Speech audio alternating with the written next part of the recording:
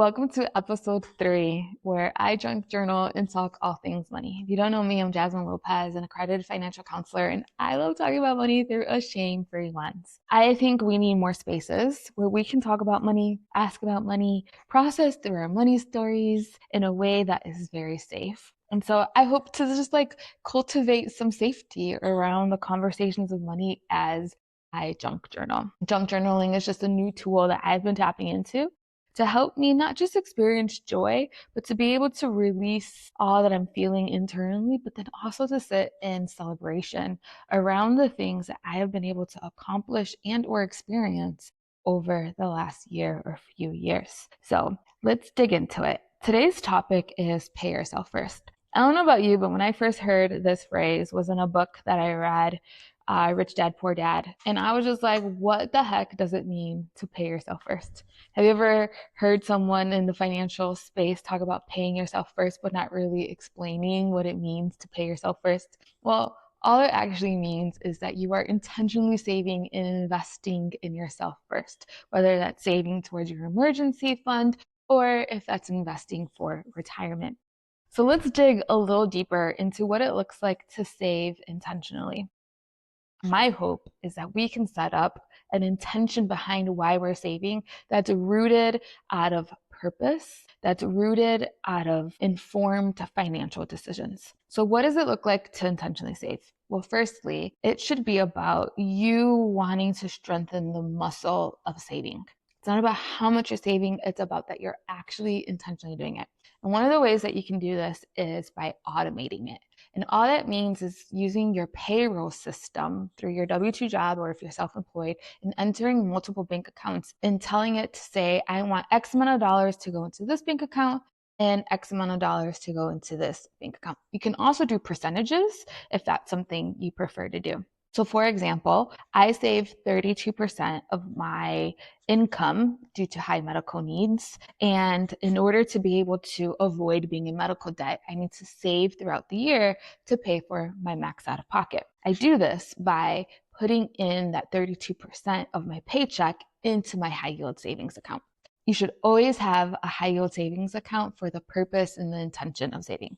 Why? Because you get to make money or interest off of what is in your high yield savings account versus just a traditional savings account. Some banks or financial institutions allow you to create buckets. You can then allocate so much of that savings to go towards your emergency fund or other sinking funds. And sinking funds is just a topic or a category that you're looking to intentionally save for. That could be a home, that could be a car, that could be a vacation, whatever you want it to be, that could be one of your sinking funds. I personally use Ally and love them, so I'm going to link them down below for you if you are looking to open up a high yield savings account. So what you'll do is decide on a dollar amount or a percentage of your income that you want to save. That can be $25. That can be $50. That can be multiple hundreds of dollars, depending on what your unique income situation is and what you have capacity for. Again, it's not about the dollar amount you're looking to save. It's about setting the intention and building the muscle to save. Trust me, once you get into the rhythm of this, you'll learn how to live off of what you have in the other bank account and won't need to tap into your savings. At least that's the hope, right? And if it's not what's happening, that's okay. That could be an indication that you might be underpaid or underemployed. You just have to figure out ways that you can increase your income. Okay, let's talk about why we save and what we should be saving for. Our present selves are saving for our future selves. Now, this is more for our future selves, like in the next 3-6 months to a year. This is with the purpose and the intention of, in the event you lose your job, have some sort of medical crisis or something to that magnitude where you can be able to sustain yourselves for the next 3 to 6 months. So it's typically said you should save 3 to 6 months of what they call an emergency fund. I personally call mine the Life Be Life Fund because I think we should add a little fun and joy into our money habits. So my Life Be Life Fund has 6 months of my basic needs. You should identify what are your basic needs that you need, that if you were to lose your job, this is the amount of dollars you would need to sustain yourself throughout that season. I aimed for the 6 months because my husband and I are both self-employed, and because sometimes our income can be variable. I want to make sure that if we ever hit a hiccup with our finances or something happens with our business and or a health crisis, we have a personal life be life fund to help us get through that journey. And trust me, this has happened before 2 years ago, and I'm so grateful that we had our life be life fund because it got us through. Okay, so I want you to sit and take inventory of your finances. How much can you save? Whether it's $25, whether it's $50, whether it's 10% of your income, set an intention and automate it. That's gonna be your homework. We're gonna do homework here. If you really wanna learn and you really wanna start saving, that's the best thing you can do because it's out of sight, out of mind. And I'm so grateful that I implemented this fully last year. I have found automating it and having the money directly deposited into my high yield savings account is the best way to go.